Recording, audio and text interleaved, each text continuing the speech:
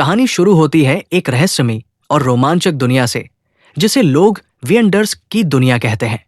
एक ऐसी दुनिया जहां ह्यूमन पोशंस को पीकर इंसान अलौकिक शक्तियां प्राप्त कर सकते हैं और ये शक्तियां उन्हें दिव्यता की ओर ले जाने वाले रास्ते पर आगे बढ़ाती हैं। इस दुनिया में कुल 22 डिवाइन पाथ्स हैं और हर पाथ में 9 सीक्वेंस होते हैं।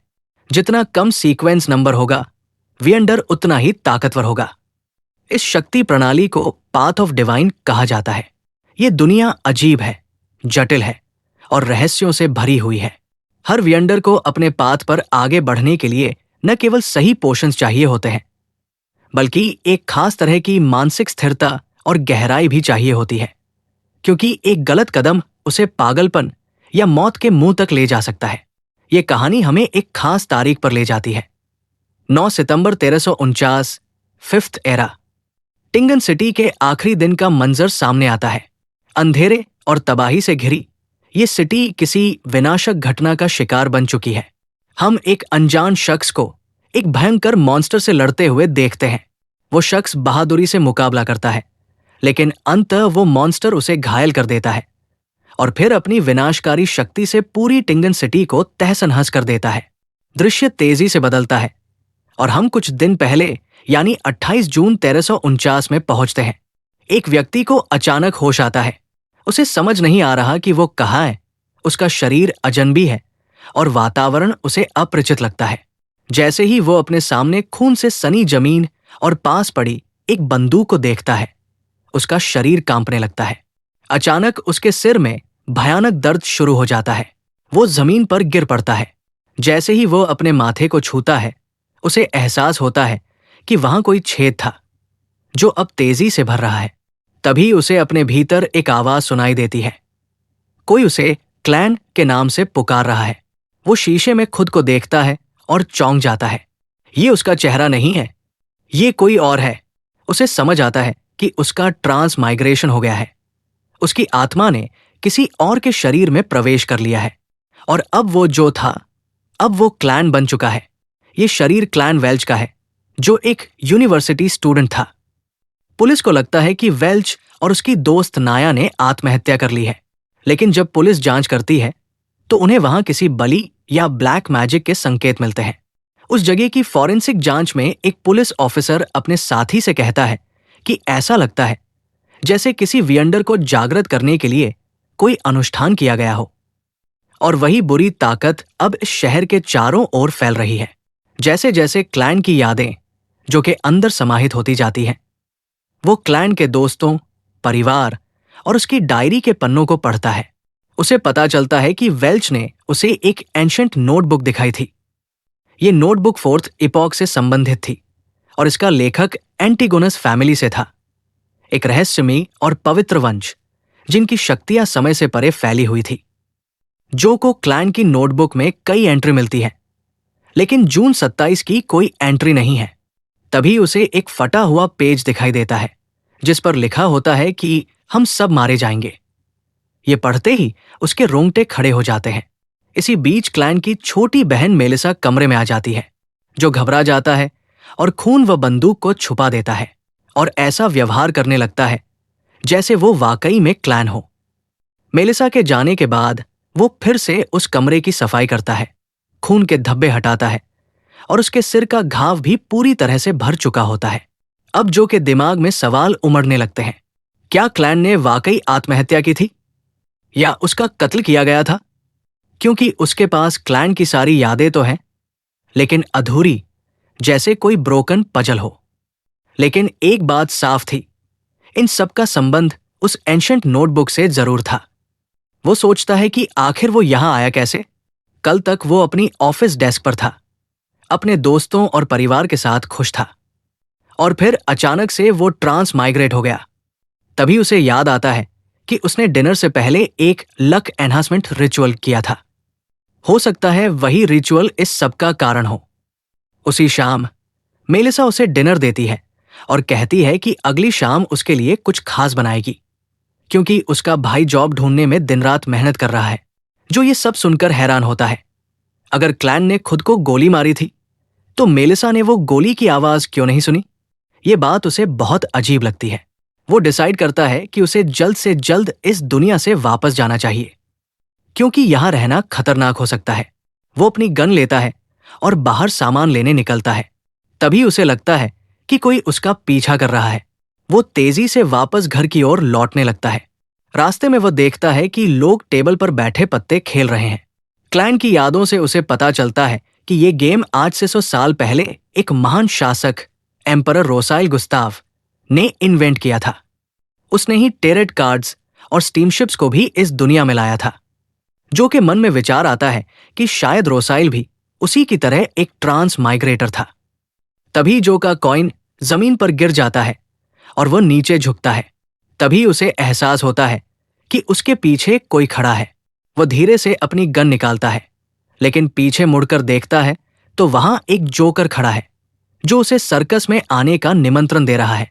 जो को शक होता है कि कोई उसके पीछे लगा हुआ है। वो तेजी से एक टैरेट रीडिंग वाली शॉप में घुस जाता है।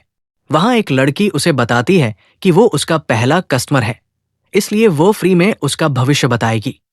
जो मान जाता है और कहता है कि वो अपने अतीत, वर्तमान और भविष्य तीनों के बारे में जानना चाहता है। लड़की कार्ड्स को शफल करती है और 3 कार्ड्स उठाती है। जब वो जो का प्रेजेंट कार्ड निकालती है तो वो द फुल होता है। टेरेट डेक का कार्ड नंबर 0, जो न्यू बिगिनिंग्स और अनजाने सफर को दर्शाता है। तभी असली टैरेट रीडर महिला शॉप में आती है और अपनी असिस्टेंट को बाहर भेजती है। जो देखता है कि जो व्यक्ति उसका पीछा कर रहा था वो भी उसी शॉप में घुस चुका है। ये देखकर जो चुपके से वहां से खिसक जाता है और वापस घर पहुंचता है। घर आकर वो दोबारा लक एनहांसमेंट रिचुअल करने की कोशिश करता है, लेकिन इस बार कुछ नहीं होता। उसे कुछ समझ नहीं आता। तभी उसका सिर फिर से दर्द करने लगता है और कमरे में लाल रोशनी भर जाती है। वो अचानक एक ग्रे फॉग वाली रहस्यमयी जगह में पहुंचता है। वहां पर उसे समझ नहीं आता कि वो कहाँ है। वो गलती से एक रेड और ब्लू स्टोन को टच करता है। जैसे ही वो ऐसा करता है, एक लड़की जो किसी मिरर को समन कर रही थी और एक लड़का जो समुंदर के बीच कुछ परफॉर्म कर रहा था, दोनों ही अचानक उसी ग्रे फॉग में आ जाते हैं जहां जो होता है। फॉग की वजह से कोई एक दूसरे को देख नहीं सकता, लेकिन तभी सबको जो की परछाई दिखाई देती है, जो फॉग के बीचों बीच बाकी सबसे ऊंचे स्थान पर खड़ा होता है, जैसे वह इस पूरी दुनिया का केंद्रीय बिंदु हो। यहां से कहानी और भी रहस्यमयी और खतरनाक मोड़ लेने लगती है। अचानक से पूरा माहौल ट्रांसफॉर्म हो जाता है। ग्रे फॉग के बीच में एक आर्टेड बन जाता है, एक तरह का हॉल, एक महफिल जैसी जगह। ये सब जो की मर्जी के बिना हो रहा है, फिर भी उसके भीतर एक अजीब एहसास जागता है, जैसे वो इन चीजों को नियंत्रित कर सकता है। वो सोचकर फॉग को मैनिपुलेट करने की कोशिश करता है और उसके ठीक सामने एक बड़ी गोल टेबल और एक सिंहासन आकार ले लेते हैं। उसे महसूस होता है कि उसके पास इस जगह को आकार देने की शक्ति है। लड़का जो समन हुआ था वो हैरान हो जाता है और पूछता है, हम कहाँ हैं और तुम कौन हो? जो का दिमाग भटकने लगता है। वो अब तक क्लैन की बॉडी में है, पर उसका मन, उसकी आत्मा जो है। वो खुद से पूछने लगता है, क्या मैं अब भी जो हूं या क्लैन बन चुका हूं? जवाब देने के लिए वो खुद को एक नाम देता है, द फुल। टेबल के चारों ओर वो बहुत सी कुर्सियां समन करता है। लड़की उसे इम्प्रेस होकर देखती है और वो वापस जाने की बात करती है। क्लैन यानी जो उसे जाने देता है, लेकिन लड़की इतनी आसानी से जाने वाली नहीं होती। वो इन सब चमत्कारी चीजों को देखकर बहुत प्रभावित होती है और क्लैन से पूछती है कि क्या वो भी वियंडर बन सकती है। क्लैन असमंजस में है, क्योंकि उसे खुद इस दुनिया के नियमों की पूरी समझ नहीं है। इसलिए वो उस लड़के की ओर। लड़का आगे आता है और लड़की को बताता है कि अगर वो वियंडर बनना चाहती है तो उसे चर्च जाना पड़ेगा, क्योंकि यही एक पारंपरिक रास्ता है। लेकिन वियंडर बनने का मतलब है अंधेरे ताकतों से लड़ाई, पागलपन और मौत का रिस्क। लड़की तुरंत मना कर देती है। वो अपनी आजादी खोना नहीं चाहती। वो किसी धर्म या संस्था की गुलामी नहीं चाहती। तब लड़का उसे बताता है कि रॉयल फैमिली के पास जाना एक विकल्प है, लेकिन लड़की को वो रास्ता भी नहीं भाता। वो कोई और विकल्प मांगती है। लड़का कहता है कि उसके पास सीक्वेंस 9 के 2 पोर्शंस है, सेलर और दूसरा ऑडियंस। क्लैन सब कुछ गौर से सुन रहा होता है और उसे समझ आने लगता है कि ये सीक्वेंस दरअसल एक तरह का रैंक या लेवल है। जितना कम सीक्वेंस नंबर, उतनी ज्यादा ताकत। उसे ये भी एहसास होता है कि जो कुछ उसके साथ हो रहा है, ट्रांसमाइग्रेशन, ग्रे फॉग में वस्तुएं बनाना, ये सब शायद किसी सीक्वेंस की शक्ति का ही रूप है। लड़की पोषण लेने के लिए उस लड़के से एक डील कर लेती है और क्लैन से उसे विटनेस बनने के लिए कहती है। क्लैन मान जाता है। लड़की कहती है कि वो दोबारा जरूर मिलेगी, क्योंकि केवल क्लैन के पास ही शक्ति है उन्हें ग्रे फॉग में समन करने की। लड़का भी क्लैन से सहमत होता है और कहता है कि वो दोनों बहुत दूर थे, लेकिन क्लैन ने उन्हें बुला लिया, जिससे पता चलता है कि वो सामान्य इंसान नहीं है। क्लैन अब सोचता है कि अगर वो इन लोगों से बार बार मिलेगा तो कहीं उसकी सच्चाई सामने ना आ जाए। पर साथ ही उसे लगता है कि ये लोग उसे बहुत जरूरी जानकारी दे सकते हैं, जिससे वो घर लौटने का रास्ता खोज सके। इसलिए वो डिसाइड करता है कि हर सोमवार शाम 3 बजे वो लोग ग्रे फॉग में मिलेंगे। लड़की एक सुझाव देती है कि वे सभी कोड नेम इस्तेमाल करेंगे। क्लैन ने पहले ही खुद को द फुल कहा था, इसलिए वो लड़की खुद को जस्टिस कहती है और लड़का अपना नाम रखता है द हैंगमैन। वे टेरेट डेक पर चर्चा करने लगते हैं। लड़की बताती है कि एम्परर रोजेल ने पहले एक प्राचीन टेरेट डेक पेश किया था, जिसमें 22 डिवाइन पाथ्स के रहस्य छिपे थे। ये पाथ्स और उनके कार्ड्स हर वियंडर की यात्रा का प्रतीक होते थे। तभी क्लैन के सिर में भयानक दर्द शुरू हो जाता है। उसकी चेतना डगमगाने लगती है और वो इस मीटिंग को अचानक समाप्त कर देता है। तीनों अपनी अपनी दुनिया में लौट जाते हैं। उसी वक्त क्लैन से मिलने पुलिस आ जाती है। वो जल्दी से अपनी डायरी और रिवॉल्वर को छुपा देता है, पर सामने खड़ा इंसान वही होता है जो उसे फॉलो कर रहा था। पुलिस वाले का नाम लनार होता है और वो क्लैन को बताता है कि वो उसे प्रोटेक्ट करने की कोशिश कर रहा है। उसका साथी स्मिथ क्लैन को वेल्च और नाया की मौत की खबर देता है। क्लैन दुख से भर जाता है, लेकिन तभी स्मिथ को क्लैन की डायरी का एक पन्ना मिल जाता है, जिसमें लिखा था, हम सब मरने वाले हैं। क्लैन घबरा जाता है, लेकिन वो झूठ बोलता है कि उसे ज्यादा कुछ याद नहीं है। स्मिथ बताता है कि वो 27 तारीख को MC गर्ग के घर गया था और वहीं से रिवॉल्वर गायब हो गई थी। क्लैन उन्हें अपनी रिवॉल्वर दिखाता है और बताता है कि उसने आत्महत्या की कोशिश की थी, लेकिन जिंदा बच गया। स्मिथ मान लेता है, लेकिन वो क्लैन का एक साइकोलॉजिकल टेस्ट करवाना चाहता है, जिससे वो खोई हुई मेमोरीज को रिकवर कर सके। क्लैन डर जाता है, अगर उसके माइंड में मौजूद पृथ्वी की यादें बाहर आ गई तो सभी को पता चल जाएगा कि वो ट्रांस माइग्रेटेड है। तभी कुछ गड़बड़ होती है। एक बच्चा चोरी करके भागता है और पुलिस का ध्यान भटकता है। क्लैन इसका फायदा उठाकर भाग जाता है। वो दौड़ता है और एक कैरेज में घुस जाता है, लेकिन वो चौंक जाता है। कैरेज को स्मिथ चला रहा होता है। अगले ही पल उसकी आंखें उसके कमरे में खुलती है। वो कंफ्यूज है कि ये सब सपना था या हकीकत। पर तभी स्मिथ फिर सामने आ जाता है और कहता है, तुमसे मिलकर अच्छा लगा। क्लैन समझ जाता है कि स्मिथ ने उसके सपनों में घुसपैठ की थी। स्मिथ बताता है कि रात में उनकी शक्तियां बढ़ जाती हैं। अचानक माहौल बदल जाता है और एक लड़की की आवाज सुनाई देती है, जो क्लैन के दिमाग को शांत कर रही होती है। वे लोग क्लैन के माइंड में प्रवेश करते हैं, जहां उसे अपने पृथ्वी के माता पिता दिखाई देते हैं। क्लैन डरता है कि कहीं वे उसकी पहचान ना जान ले, पर उसे एहसास होता है कि वो लोग उसके सीक्रेट नहीं देख सकते, शायद ग्रे फॉग की वजह से। वो लड़की क्लैन से एंटिगोनस फैमिली की नोटबुक के बारे में पूछती है। क्लैन को कुछ नहीं पता होता। जब वो पूछती है कि वेल्च और नाया की मौत के वक्त वो कहाँ था, तो क्लैन को झटका लगता है और वो अपने हाथ में एक गन देखकर खुद को गोली मार लेता है। लड़की स्मिथ से कहती है कि क्लैन ने आत्महत्या की थी, पर वो कैसे बच गया, ये एक रहस्य है और उसकी यादें भी गायब है, ठीक वैसे ही जैसे वेल्च और नाया की। लड़की स्मिथ को चेतावनी देती है कि जो ताकत क्लैन के साथ ऐसा कर सकती है, वो बेहद खतरनाक है। स्मिथ क्लैन से कहता है कि एंटिगोनस फैमिली की नोटबुक अब भी गायब है और जब तक वो नहीं मिलती उसकी जान खतरे में है, और अगर वो वाकई जिंदा रहना चाहता है तो उसे एक वियंडर बनना ही पड़ेगा। यही इस अध्याय का अंत है, एक नई शुरुआत की ओर पहला ठोस कदम। क्लैन को खुद नहीं पता था कि वो मरा कैसे था, सुसाइड किया था या किसी ने उठा के मरवा दिया। ये रहस्य ऐसा था जो खुद उसके अंदर घुसे जो को भी समझ नहीं आया। और जैसे ही वो अपनी मौत के बारे में सोचने लगता, ऊपर से एक पुरानी सी धूल खाई किताब उसके दिमाग में आ धमकती और सब गड़बड़ हो जाती, जैसे किसी ने जानबूझकर उसकी लाइफ को थ्रिलर बना दिया हो। अब किताब का तो रोल ही यही था, मुसीबत बढ़ाना, और इस बार भी वही किया। उस किताब ने क्लैन को खींचकर एक ऐसे मोड़ पर ला पटका जहां पीछे मौत खड़ी थी और आगे स्मिथ, जिसने क्लैन को अपनी जान बचाने के बदले बियर्ड बनने का ऑफर दिया। क्लैन पहले तो थोड़ा सस्पिशियस हुआ, मतलब ऐसे कौन सीरियस इंसान को एकदम से बोलेगा कि भाई तू बियर्ड बन जा वरना रिप।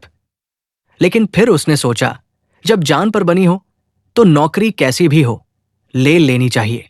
तो क्लैन ने सर हिलाया और कहा, ठीक है भाई, बना 2 बियर्ड। अब बात यहां खत्म नहीं हुई। स्मिथ ने उसे एक कार्ड दिया, ऐसा कार्ड जो न देखने में खास था न लगने में, लेकिन क्लैन के पास ऑप्शन नहीं था। तो वो उस कार्ड पर दिए एड्रेस पर निकल पड़ा। जहां पहुंचा वहां का सीन ऐसा था जैसे पब, अंडरग्राउंड फाइट क्लब और आईपीएल की गैर कानूनी बेटिंग का कॉकटेल बना हो।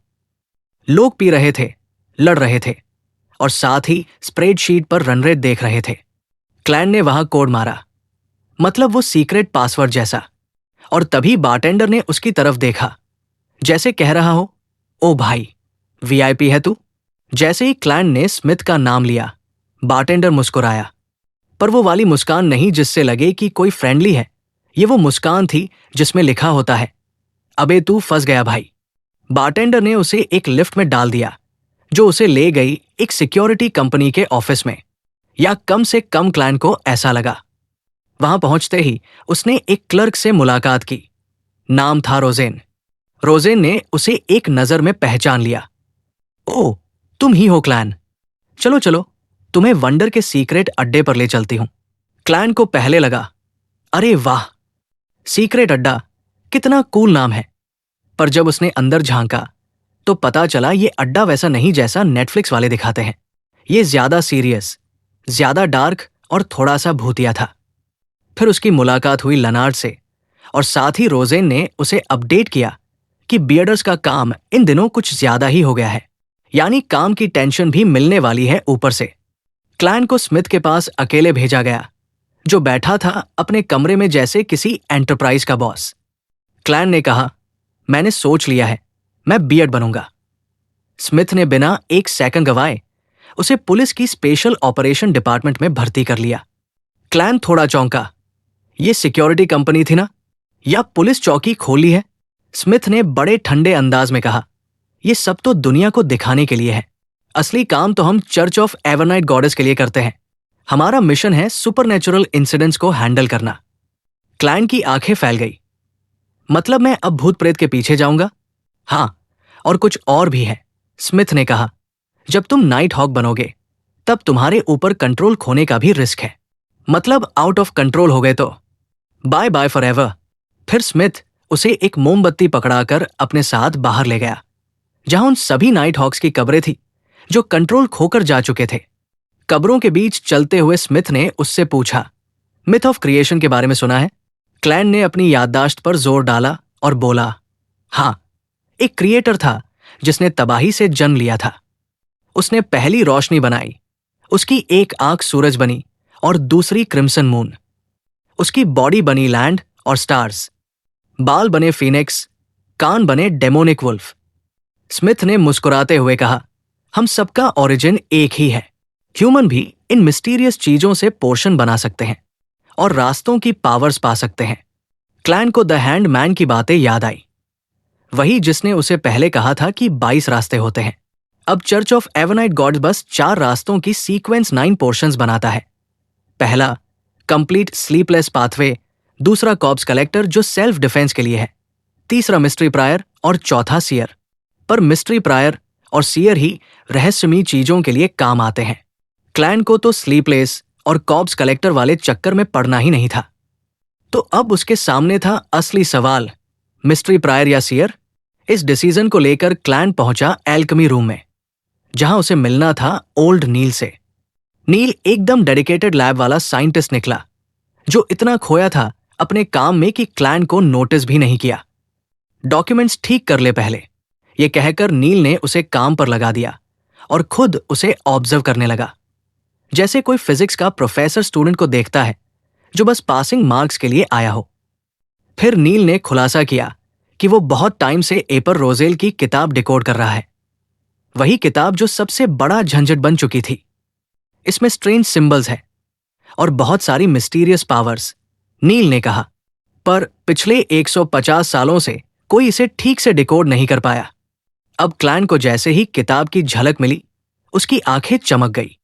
अरे ये तो चाइनीज में है, मतलब जो भाषा उसे आती थी वही किताब में थी। बाकी सब तो इसे एंशिएंट एलियन लैंग्वेज समझ रहे थे, पर क्लैन ने जैसे ही पढ़ना शुरू किया वो सब समझ गया। उसे पता चला कि पेजेस में पोशंस की पूरी रेसिपी लिखी थी और शायद ये रास्ता था अपने पुराने घर जाने का। किताब में रोजेल ने लिखा था कि द सियर और द मैरिडर में से एक चुनना चाहिए, लेकिन क्लैन को ये लाइन समझ नहीं आई। नील ने उसे होश में लाया और पूछा, कौन सा रास्ता चुना? क्लैन ने कहा, सियर। नील ने फिर चेतावनी दी, एक बार पी लिया तो वापसी नहीं। क्लैन बोला, आई मीन। नील ने मशीन निकाली, फॉर्मूले निकाले, केमिकल्स मिलाए और एक पोर्शन तैयार किया। क्लैन घबराया, पर नील ने कहा, डरना मत, नहीं तो अब्सॉर्ब नहीं कर पाएगा। क्लैन ने आंख बंद की और एक ही सिप में पूरा पोर्शन गटक गया। फिर शुरू हुआ असली खेल। सब कुछ धुंधला होने लगा। नील चिल्लाया, किसी ऐसी चीज के बारे में सोच जो दुनिया में सबसे कॉमन है। क्लैन ने सोचा, हैट। नील ने कहा, नहीं, अब किसी ऐसी चीज के बारे में सोचो जो इस दुनिया में है ही नहीं। क्लैन ने अपनी इमेजिनेशन को उड़ान दी, अर्थ के अजीब ऑब्जेक्ट सोचे और वहां की पूरी लैब हिलने लगी। उसकी आंखों में अंधेरा छा गया, लेकिन फिर अचानक एक तेज रोशनी फूटी और जैसे ही रोशनी खत्म हुई, क्लैन की आंखें खुल गई। अब वो सब कुछ ओरा में देख पा रहा था। नील ने कहा, बधाई हो, तुम अब सिर बन चुके हो। अब उसके पास थी स्पिरिट विजन। वो किसी की हेल्थ देख सकता था, उसकी ऊर्जा, उसकी ताकतें। और तभी उसने देखा दो आंखें, बड़ी, चमकती हुई और बस उसे घूरती हुई। उसने नील को बताया तो नील हंसा, ये बस रिचुअल की मैजिकल रिप्रेजेंटेशन है, ज्यादा सोच मत। लेकिन क्लैन जानता था ये बस शुरुआत है। अब उसके सामने खुलने वाला है ऐसा दरवाजा जो उसकी दुनिया बदल देगा। क्लैन ने जैसे ही पोर्शन पिया, उसकी दुनिया हिलने लगी थी। चारों ओर धुंध, अजीब रोशनी और वो दो रहस्यमय आंखें जो लगातार उसे घूर रही थी। और अब जब उसकी आंखें खुली थी और उसे स्पिरिट विजन मिल चुका था, तो मजा भी आ रहा था। पर हर मजे के साथ साइड इफेक्ट भी आता है। क्लैन के सिर में अचानक दर्द शुरू हो गया, जैसे किसी ने उसका दिमाग बैंड बजाने के लिए किराए पर ले लिया हो। नील ने तुरंत उसकी हालत भांप ली और बोला, भाई, ज्यादा स्पिरिट विजन का ओवरडोज मत ले, वरना स्पिरिचुअलिटी बर हो जाएगी।